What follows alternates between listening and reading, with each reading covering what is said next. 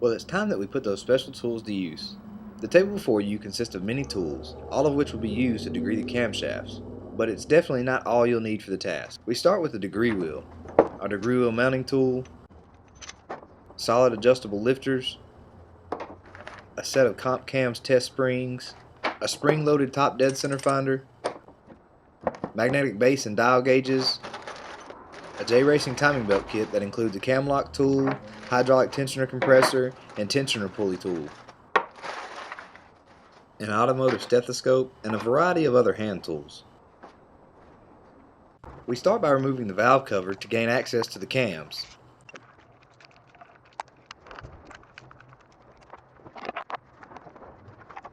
Line up your timing marks before removing the timing belt.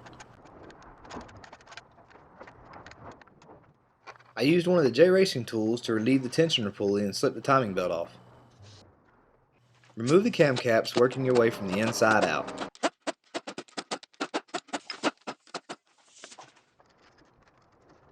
Tapping the cam caps with your non-metallic hammer will loosen them up, but if you find a stubborn cam cap, use the bolts to work it loose.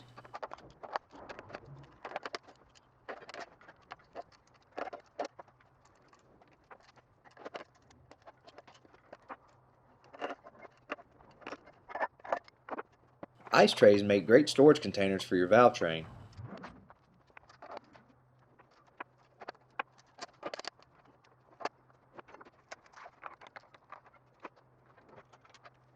Removing the spark plugs will help make it easy to get your measurements later on. Numbering them for inspection is also a good idea. Next up, it's time to install the test springs.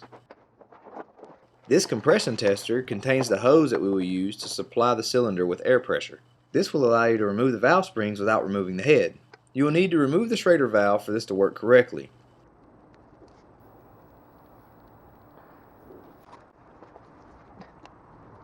Regulate your air pressure to around 100 pounds and attach it to the hose.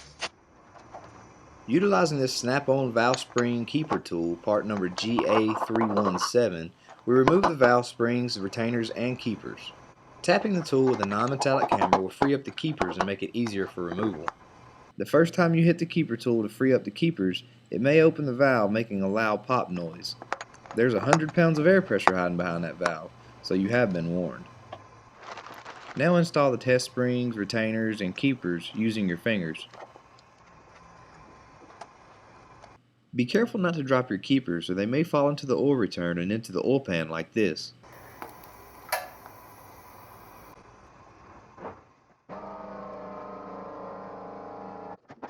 After running a razor blade around the oil pan, we start a pry bar to break the suction. You should avoid prying on the oil pan at all costs. Now that we have our keeper back, we can finish the install. You now have springs that you can depress with your finger.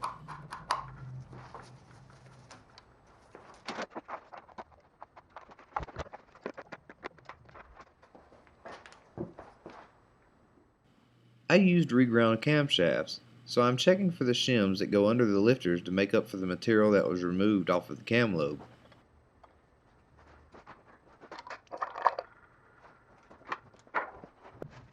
To bleed the lifters, we use a small Allen key to depress the check valve and purge the lifter of any oil.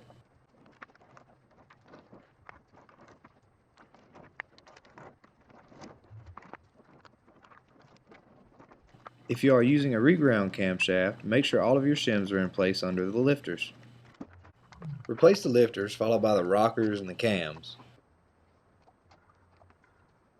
Be sure to use some type of lube on all the contact points.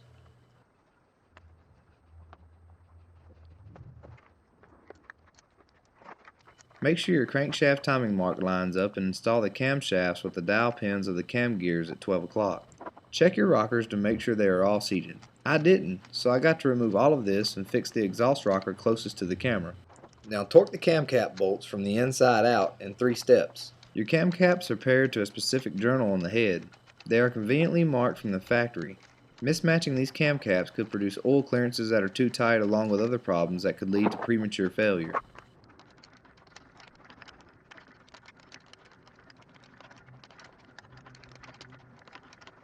The cam lock tool is worth its weight in gold and makes installing the timing belt a joy. On these Fidanza cam gears, the exhaust cam timing mark is off by half a tooth. I called Fidanza and confirmed this when I first built the motor. I like to rotate the crank a half tooth counterclockwise and then line up the timing belt and rotate the crank clockwise again. This will pull the slack out of the intake side of the timing belt. The valve train must be adjusted to zero lash. The play between the cam lobe and the rocker must be removed, but do not open the valve by setting the adjustable lifter out too far. I found it easier to remove the adjustable lifter to make the adjustments needed to achieve zero lash.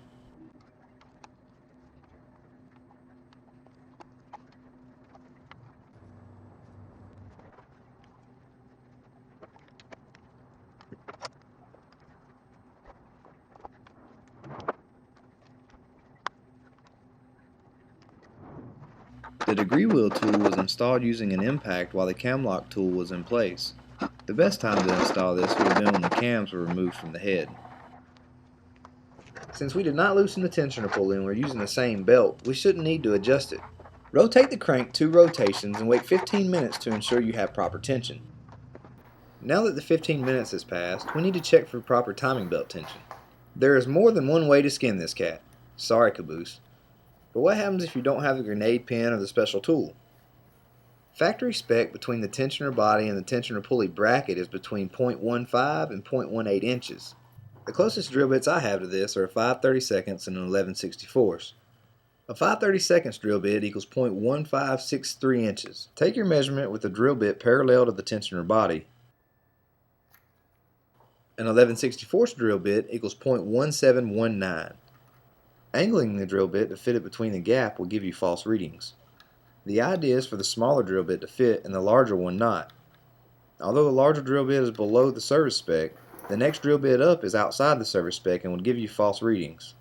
Since the small one fits and the bigger one does not, we know we are within factory spec.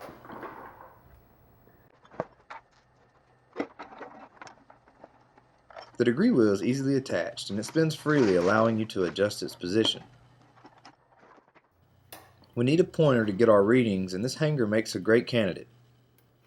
It's hard enough to stay rigid, but pliable enough to be bent with your hands and readily available in your closest closet.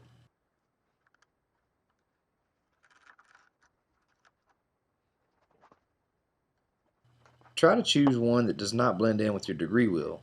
If it does, a permanent marker easily fixes this issue. Let's talk dial gauges for a moment. We have our most accurate gauge that is graduated in 10,000ths, but has a very short travel. This gauge is great for measuring runout and cylinder bores.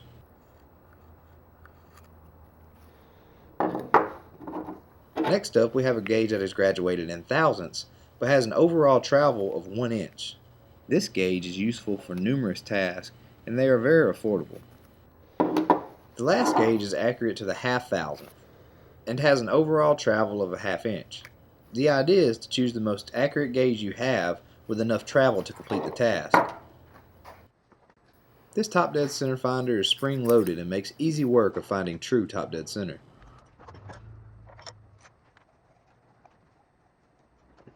Using your dial indicator mounted parallel to the TDC finder, rotate the crank until you find the highest point of travel. This is true top dead center. Rotate the degree wheel to line up 0 degrees with your pointer. Rotate the crank around a few revolutions and check your work. Now you're ready to get started. We need a way to reach down into the cylinder head and measure the travel of the valve. This automotive stethoscope has an extension and luckily the threads match up. Polish the end of your extension to avoid damage to the spring retainer.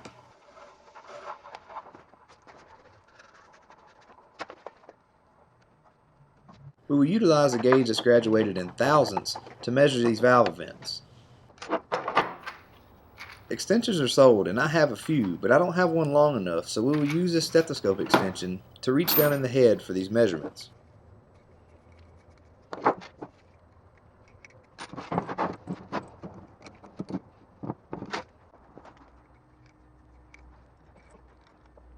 Dial gauges are not accurate at the far ends of their travel, so it's important to utilize them with some preload. You only get a small portion of the retainer to work with here.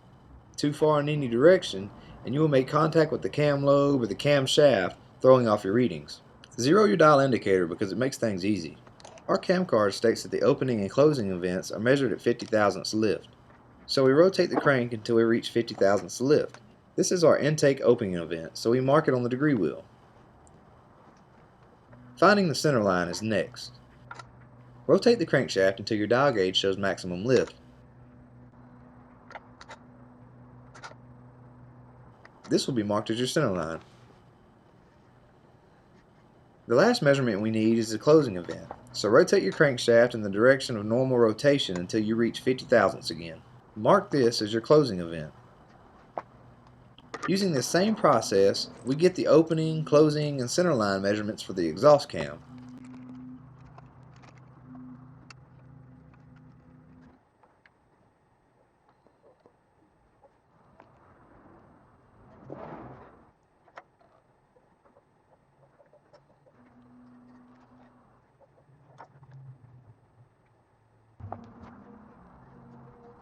Make sure true top dead center is still true top dead center when you're done. The intake opening event and the exhaust closing event are both occurring at 1 degree after top dead center, so at 50 thousandths lift I have 0 degrees of overlap. We need to know how much clearance we have between the piston and the valve.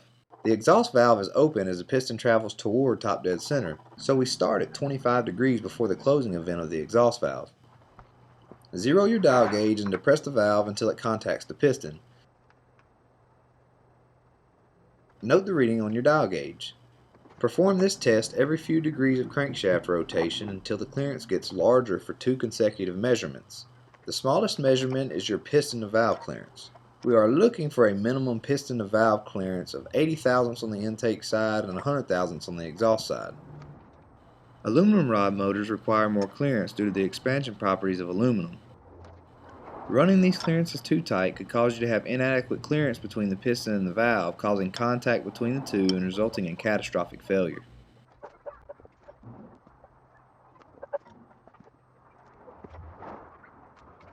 The intake valve is opening as the piston travels towards top dead center, so we start a few degrees before the intake valve opens.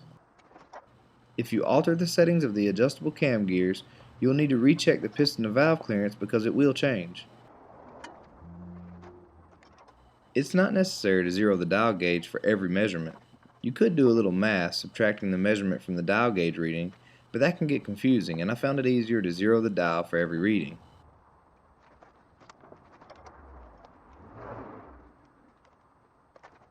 For our piston to valve clearance, we ended up with 177 thousandths on the intake side and 216 thousandths on the exhaust side. This is more than double the clearance we needed, so we're good to go here. With all these measurements, we only have one thing left to find, the lobe separation angle. This number tells you how many degrees of crankshaft rotation can be found between the center lines of your camshafts. In order to find the LSA, we will find the duration, lobe center line, installed center line, and the lobe separation angle. We start with the opening and closing events for the intake and the exhaust cam. Add the opening and closing events to 180 degrees. Since the intake valve opened after top dead center, it becomes a negative, so we will subtract 31 minus 1 plus 180, which equals a duration of 210 degrees. This means there should be 210 degrees between the opening and closing events on your degree wheel. Your duration divided by 2 gives you your center line. In this case, it's 105 degrees. Subtract the timing event near top dead center to get your installed center line. Since the intake event is negative, we subtract a negative number, which becomes a positive. So 105 degrees minus a negative 1 equals 106 degrees for your intake installed center line. This should match up with the center line that you measured. My measurement is off by 2 degrees. If I was installing these cams, I would redo the degreeing process to see where my measurements are off. Since I'm tearing down the motor, this is good enough for my needs. The exhaust duration is calculated by adding the opening and closing events plus 180 degrees, which equals a duration of 213 degrees. Your duration of 213 divided by 2 gives you a lobe center line of 106.5 degrees. To get the installed center line, subtract the closing event. The exhaust closing event should be after top dead center, which mine is, so this makes the math easy. 106.5 degrees minus 1 equals an installed center line of 105.5 degrees. To find the lobe separation angle, add your installed center lines together and divide them by 2.